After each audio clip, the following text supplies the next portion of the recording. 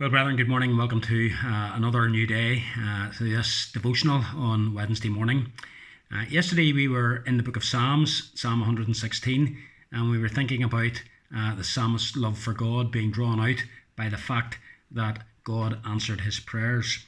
This morning I want us to turn to another psalm, Psalm 31 and verse number 23. And there the psalmist says the following: "Love the Lord, all you his saints." And then he gives a reason as to why God's people ought to love him. He says, the Lord preserves his people. The Lord preserves the faithful. Probably as a Christian, you've maybe wondered from time to time, am I able to keep this going? There's times living the Christian life can be very challenging and very difficult. And certainly in the early stages of the Christian life, and particularly when you're a young Christian, many temptations come, many pressures are brought to bear upon you to just chuck it all in, to return to your former way of life. Certainly that's something that the devil seeks to do, and he plants these thoughts in our minds. If you're watching this morning and you're a Christian, you can look back over your life as a believer.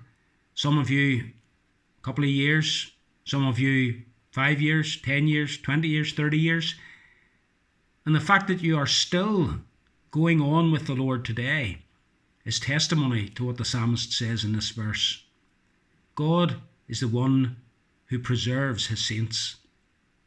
And that is something not only for which to give thanks to God, but it is something for which to love God.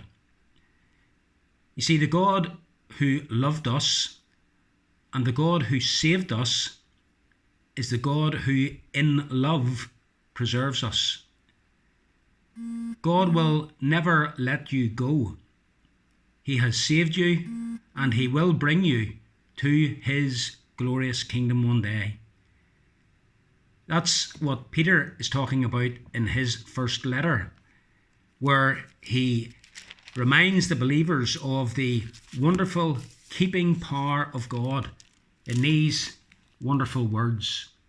He says, you are being kept by God's power through faith unto salvation that is ready to be revealed in the last time. You are being kept, you're being preserved by God's power.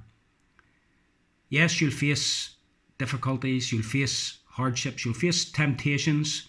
There'll be times when it seems as though living the non-Christian life is much easier and maybe even apparently more satisfying than the Christian life. But listen, no matter how much Satan might tempt you, know this: you are God's child and God is not going to let you go. The Lord preserves the faithful one. He keeps us and we will be kept by the power of God. That's a lovely verse, isn't it, in Philippians chapter 1 verse 6, where Paul, writing to the believers there, says, he who began a good work in you will carry it on to completion. So, dear believer, love the Lord because he preserves, he keeps his saints. May God encourage you with these thoughts today. Every blessing.